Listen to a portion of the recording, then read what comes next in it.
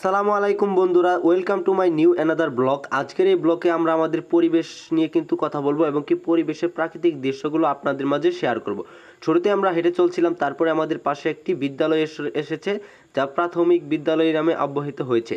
যে দেখেন পরিবেশের কত চমৎকার একটি দৃশ্য আপনাদের মাঝে শেয়ার করতেছি। আমরা ধীরে ধীরে এগিয়ে যাচ্ছি, যতই এগিয়ে যাচ্ছি ততই সুন্দর পরিবেশ আসতেছে। দেখেন কিভাবে আমাদের গরুগুলো খের খাচ্ছে দেখেন। তারপরে কিন্তু আমরা সেখান থেকে একটু স্কিপ করে সামনের দিকে এগিয়ে যাব। তারপরে একটি চমৎকার একটি মসজিদ আমাদের মাঝে চলে এসেছে। দেখেন ছোট্ট পোলাপানরা কিভাবে এখানে খেলাধুলা করতেছে। তারপরে কিন্তু আমরা ধীরে ধীরে কিন্তু সেই মসজিদের সমস্ত কিছু আপনাদের মাঝে শেয়ার করব। দেখতে পাচ্ছেন মসজিদের আমরা দৃশ্যটা আপনাদের মাঝে শেয়ার করলাম।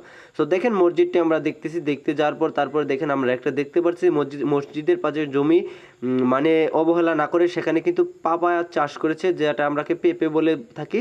সো দেখেন পেঁপে গাছে কিন্তু অনেক ফলন এসেছে। তার পাশে কিন্তু সে জাংলার মাধ্যমে উপরে কিন্তু কদু চাষ করেছে, ঠিক আছে। দেখেন সুন্দর ফলন এসেছে। ও মাই গড, দেখেন কদুটি আমাদের নিজ হাত থেকে দেখতে পারবেন কত সুন্দর একটি কদু আপনাদের মাঝে দেখালাম। তারপর আমরা মসজিদের যে পরিবেশটা, সেই পরিবেশটা কিন্তু আপনাদেরকে দেখাচ্ছি। সো এটা আমাদের গ্রামের মসজিদ সেহেতু আপনারা বুঝতেই পারছেন। দেখেন একটি কদু গাছ আমরা কদু সহ দেখে নিলাম আপনাদের। তারপর আমরা একটু ধীরে ধীরে পুকুর পাড়ে এগিয়ে যাব। মসজিদের যে পুকুর পাড়টা রয়েছে, সো পুকুর পাড়ের এইদিকে এগিয়ে যাচ্ছি আমরা। এগিয়ে যাওয়ার পর একটি দেখতে পাচ্ছেন চমৎকার একটি পুকুর আমাদের মাঝে এসেছে এবং কি এটা মসজিদের বারিন্দা আপনাদেরকে আমরা দেখালাম।